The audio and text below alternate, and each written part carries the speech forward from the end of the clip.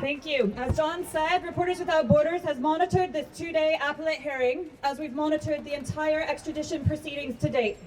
We are the only NGO that has managed to do this due to severe restrictions on observation imposed by the various courts involved. This has made it extraordinarily difficult for us to do our jobs. Nonetheless, we have fought for our right to be here, to bear witness to these proceedings and document our observations because this case matters so immensely. What is happening to Julian Assange will have historical implications for journalism and press freedom internationally.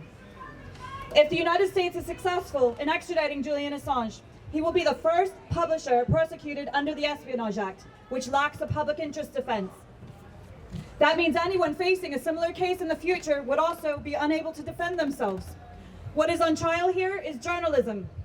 If Julian Assange is imprisoned for publishing information in the public interest, an alarming precedent will be set, and any publisher, any journalist, any source anywhere in the world could find themselves in the same position.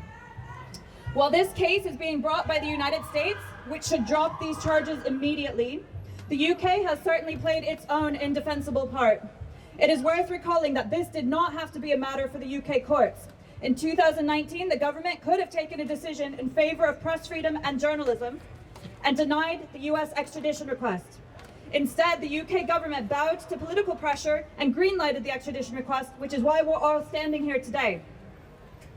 It is the UK which sentenced Julian Assange to a staggering 50 weeks in prison for breaking bail, and it is the UK that has kept him detained in high-security Belmarsh prison alongside violent criminals ever since, convicted of no crime, only pursued by the US for his contributions to journalism.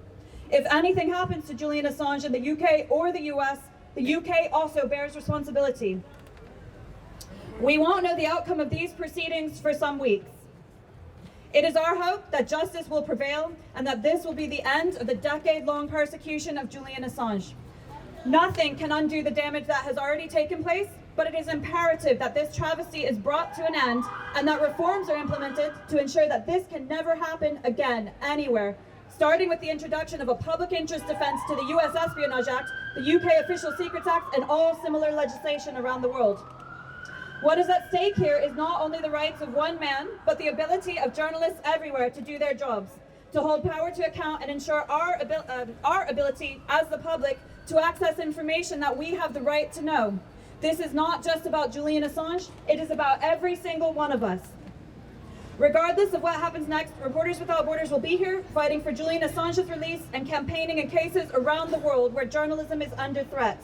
Thank you all for your support and solidarity along the way. We hope to be back with some long-awaited good news in the coming weeks.